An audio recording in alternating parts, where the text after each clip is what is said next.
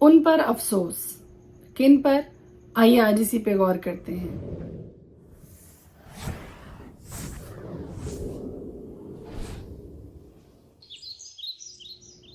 Thought of the day جو آج میں آپ کے ساتھ شیئر کرنے والی ہوں وہ یہ سایہ کی کتاب اس کے 10ویں باب میں سے ہے۔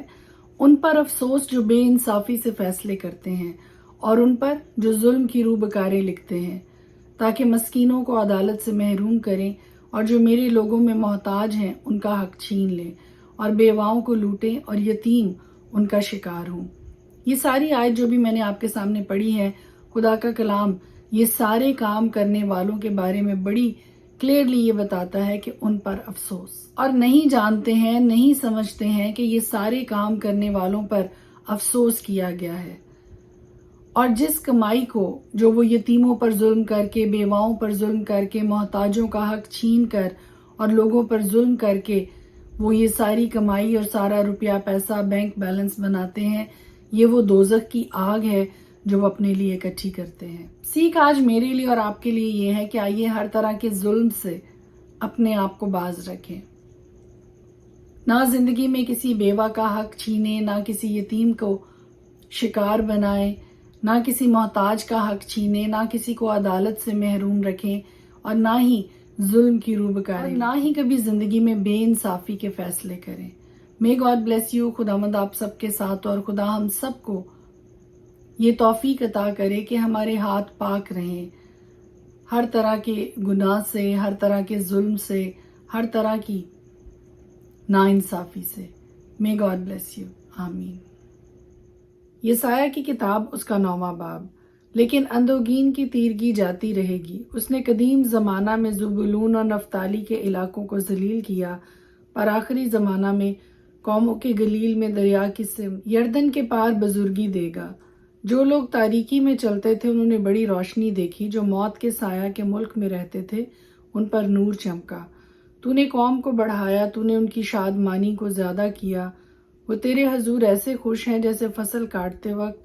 اور غنیمت کی تقسیم کے وقت لوگ خوش ہوتے ہیں، کیونکہ تو نے ان کے بوجھ کے جوئے اور ان کے کندھے کے لٹ اور ان پر ظلم کرنے والے کے عصا کو ایسا توڑا ہے جیسا مدیان کے دن میں کیا تھا، کیونکہ جنگ میں مسلح مردوں کے تمام سلاح اور خون آلودہ کپڑے جلانے کے لیے آگ کا ایندھن ہوں گے۔ اس لیے ہمارے لیے ایک لڑکا تولد ہوا اور ہم کو ایک بیٹا بخشا گیا، اور سلطنت اس کے کندھے پر ہوگی، اور اس کا نام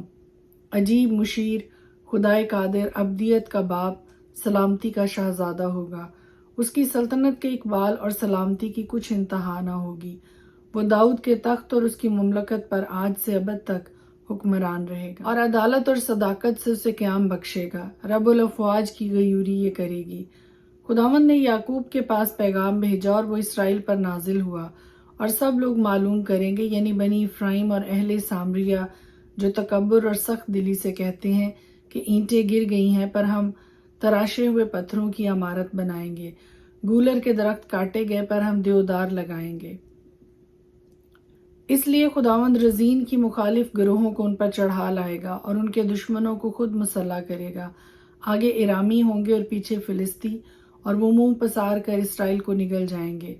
باوجود اس کے کہ اس کا قہر ٹل نہیں گیا بلکہ اس کا ہاتھ ہنوز بڑھا ہوا ہے، تو بھی لوگ اپنے مارنے والے کی طرف نہ پھرے اور رب الافواج کے طالب نہ ہوئے۔ اس لیے خداوند اسرائیل کے سر اور دم اور خاص و عام کو ایک ہی دن میں کاٹ ڈالے گا۔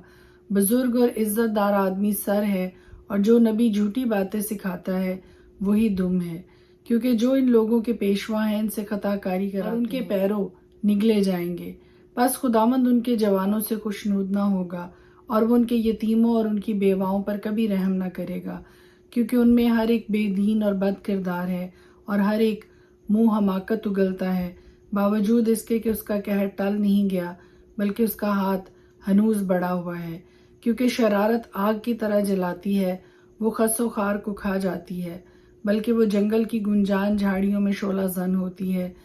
اور وہ دھوئیں کے بادل میں اوپر کوڑ جاتی ہے۔ رب الافواج کے قہر سے یہ ملک جلایا گیا ہے، اور لوگ ایندھن کی مانند ہیں۔ کوئی اپنے بھائی پر رحم نہیں کرتا، اور کوئی دہنی طرف سے چھینے گا پر بھوکا رہے گا، اور وہ بائیں ہاتھ سے کھائے گا پر سیر نہ ہوگا۔ ان میں سے ہر ایک آدمی اپنے بازو کا گوشت کھائے گا، منسی افرایم کا اور افرایم منسی کا، اور وہ مل کر یہودا کے مخالف ہوں گے، باوجود اس کے کہ اس کا قہر ٹل نہیں گیا بلکہ اس کا ہاتھ ہنوز بڑھا ہوا ہے۔ یسایہ کی کتاب 10واں باب۔ ان پر افسوس جو بے انصافی سے فیصلے کرتے ہیں اور ان پر جو ظلم کی روب کاری لکھتے ہیں، تاکہ مسکینوں کو عدالت سے محروم کریں اور جو میرے لوگوں میں محتاج ہیں ان کا حق چھین لیں اور بیواؤں کو لوٹیں اور یتیم ان کا شکار ہوں۔ سو تم مطالبہ کے دن اور اس خرابی کے دن جو دور سے آئے گی کیا کرو گے؟ تم کمک کے لیے کس کے پاس دوڑو گے اور تم اپنی شوکت کہاں رکھ چھوڑو گے؟ وہ قیدیوں میں گھسیں گے اور مقتولوں کے نیچے چھپیں گے، باوجود اس کے کہ اس کا قہر ٹل نہیں گیا بلکہ اس کا ہاتھ ہنوز بڑھا ہوا ہے۔ اسور یعنی میرے قہر کے عصا پر افسوس، جو لٹ اس کے ہاتھ میں ہے سو میرے قہر کا ہتھیار ہے۔ میں اسے ایک ریاکار قوم پر بھیجوں گا اور ان لوگوں کی مخالفت میں جن پر میرا قہر ہے میں اسے حکم قطعی دوں گا کہ مال لوٹے اور غنیمت لے لے اور ان کو بازاروں کی کیچڑ کی مانند لتاڑے۔ لیکن اس کا یہ خیال نہیں ہے اور اس کے دل میں یہ خواہش نہیں کہ ایسا کرے۔ کیا کلنو کرکمیس کی مانند نہیں ہے اور حمات عرفات کی مانند نہیں اور سامریہ دمشق کی مانند نہیں ہے؟ جس طرح میرے ہاتھ نے بتوں کی مملکتیں حاصل کی جن کی کھودی ہوئی مورتیں یروشلم اور سامریہ کی مورتوں سے کہیں بہتر تھیں، کیا جیسا میں نے سامریہ سے اور اس کے بتوں سے کیا ویسا ہی یروشلم اور اس کے بتوں سے نہ کروں گا؟ لیکن یوں ہوگا کہ جب خداوند کوہ صہیون پر اور یروشلم میں اپنا سب کام کر چکے گا تب وہ فرماتا ہے، میں شاہ اسور کو اس کے گستاخ دل کے سمرہ کی اور اس کی بلند نظری اور گھمنڈ کی سزا دوں گا، کیونکہ وہ کہتا ہے میں نے اپنے زور بازو سے اور اپنی دانش سے کیا ہے، کیونکہ میں دانش مند ہوں۔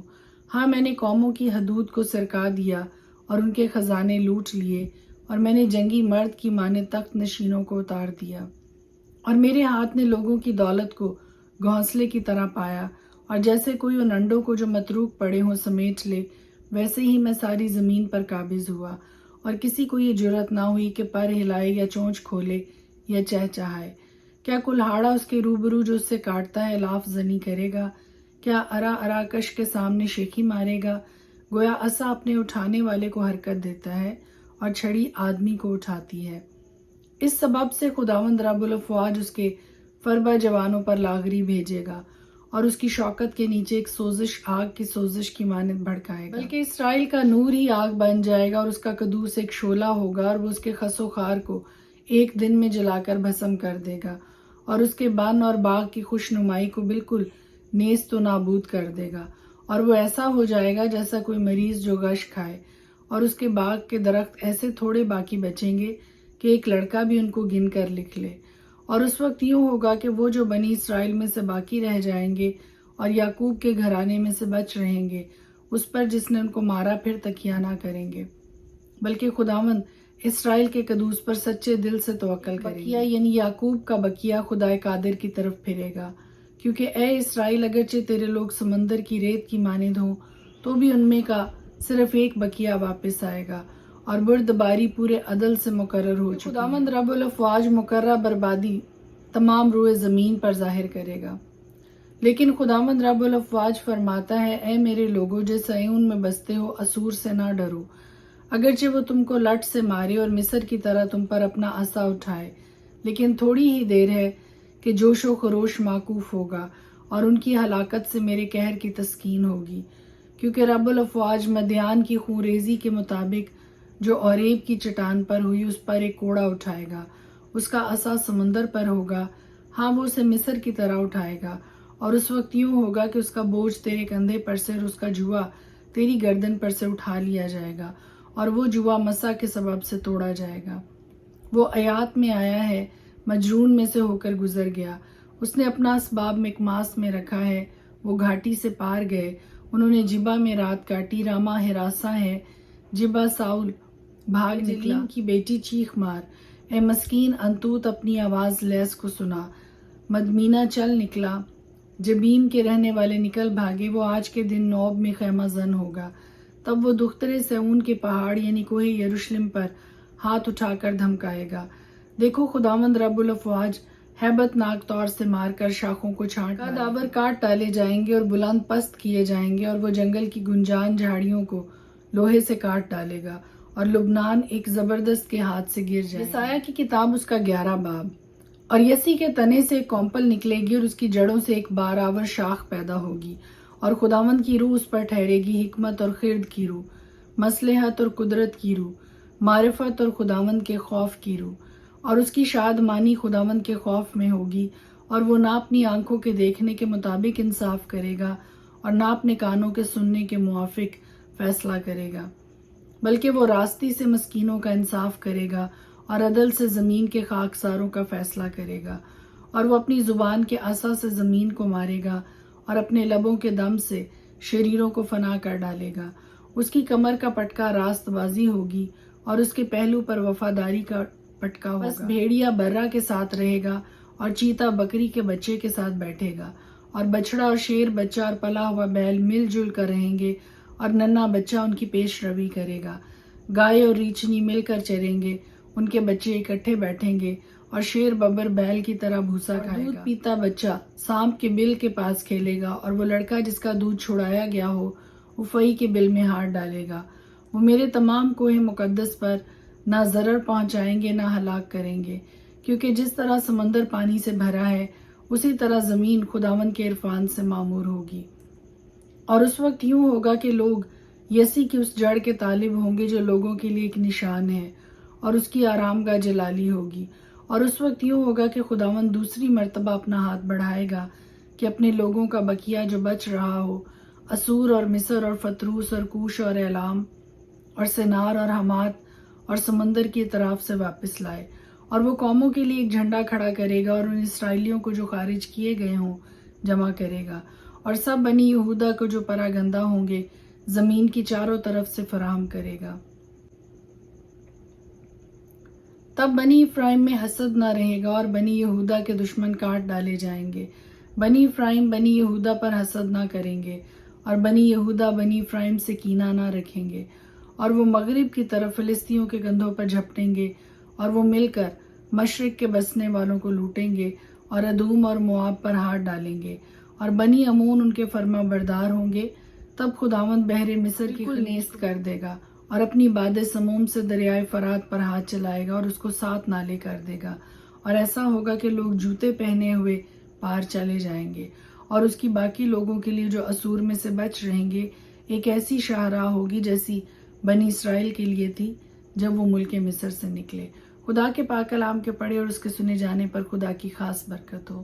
آمین۔